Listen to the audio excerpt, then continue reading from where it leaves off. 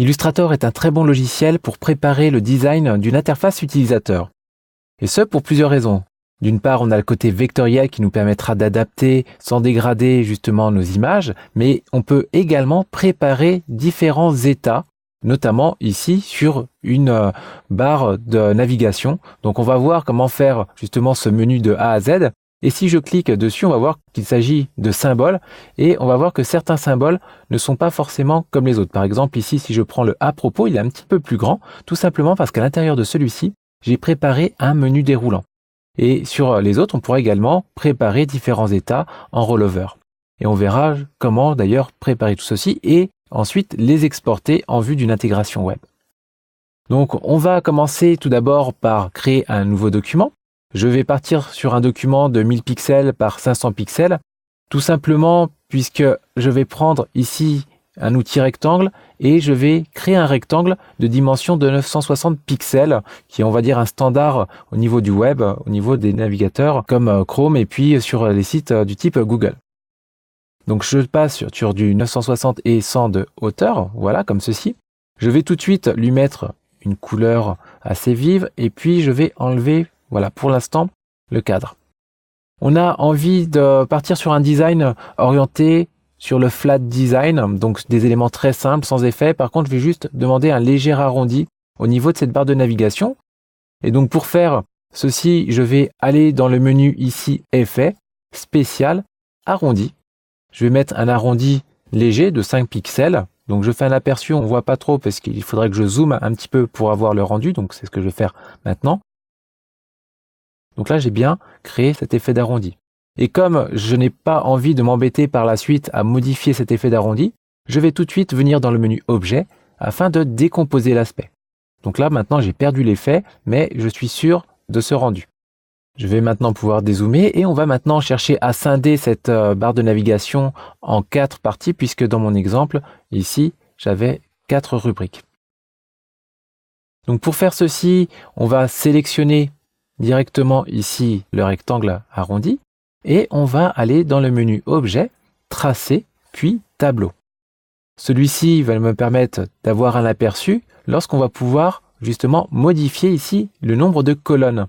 Donc là, si je viens sur 4, j'aurai bien ici dissocié en 4 colonnes. Donc voilà, j'ai bien ma barre de navigation qui est maintenant scindée, comme je le vois ici, en 4 parties. Donc je reviens en arrière par des CTRL-Z. Et je vais maintenant chercher à intégrer du texte sur chacune de ces rubriques. Donc pour cela, je vais prendre l'outil texte. Je vais commencer par poser ici un premier texte. Je vais utiliser ici une Myriad Pro, ça ira très bien. On changera un petit peu la taille par la suite. Et donc je vais taper par exemple ici pour l'accueil. Comme ceci. Je viens dézoomer un petit peu et justement maintenant je vais chercher à modifier la taille de la police. Donc je reviens dans caractères et je rentre dans le champ et à l'aide des flèches directionnelles haut ou bas, je peux incrémenter ici les valeurs. Donc là, eh bien voilà, 28, ça ira très bien. Donc je valide par OK et je vais chercher à centrer parfaitement ce texte sur ce bouton. Et donc pour faire cela, je sélectionne à la fois le texte, puis à l'aide de majuscules, je sélectionne le rectangle et je fais ensuite de nouveau un clic pour chercher à créer un objet clé, c'est-à-dire un objet qui ne bougera pas lorsque je ferai les alignements. Donc là, c'est mon rectangle qui ne bougera pas et je peux maintenant chercher à faire mes alignements à la fois sur l'axe ici horizontal au centre, mais également vertical. Donc voilà, c'est parfait. Il nous reste à faire les 3 autres.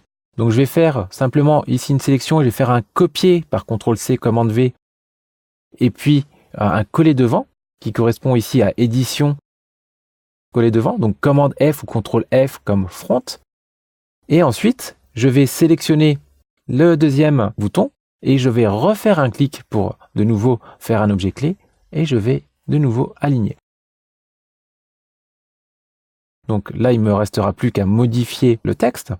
Donc là, je vais mettre à propos. Et maintenant, je vais refaire la même opération. CTRL-C, commande F, CTRL F. Je sélectionne un côté, de nouveau un clic, et je centre. Ensuite, donc là, je renomme. Donc là, il s'agira du panier. Et puis, on va faire la même chose pour le dernier. CTRL-C, commande F, CTRL F. Et on sélectionne bien ici un deuxième clic et on centre. Et on renomme ici pour la partie contact. Donc voilà, tout est parfaitement aligné. Alors on peut vérifier au niveau des alignements, hein. N'hésitez pas à le refaire. Alors attention, là je me suis fait piéger puisque je n'ai pas sélectionné d'objet clé et j'avais laissé ici dans les options alignées sur le plan de travail au lieu d'un objet clé ou sur une sélection. Donc attention à ça. Ici c'était vraiment l'objet clé puisque si vous faites sélection comme je l'ai fait ici, ça risque de tout décaler. Donc voilà, pensez bien à cet objet clé.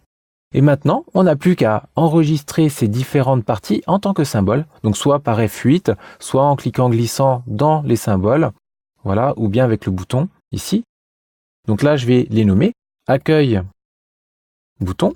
Je vais laisser ici en graphique et je vais laisser décocher pour l'alignement. Voilà, pour le premier. Ensuite, je vais faire la même chose pour les autres, donc F8. Et là, j'aurai mon bouton à propos. De la même façon sur graphique et je décoche. Panier. Alors attention, là j'ai l'impression qu'il n'est pas bien aligné, donc je vérifie toujours au niveau des alignements. Effectivement, ça n'était pas parfaitement aligné, donc bien penser à vérifier ceci. D'ailleurs, les autres, j'ai vu qu'ils n'étaient pas forcément bien alignés. Donc panier, donc F8. En graphique, décoché. Et enfin, le contact.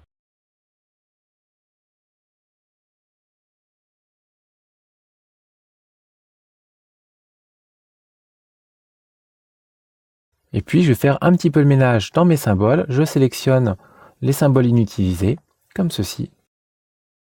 Et voilà, là j'ai ma première base pour ma barre de navigation. Il nous reste maintenant à préparer les différents états de survol et éventuellement les menus déroulants.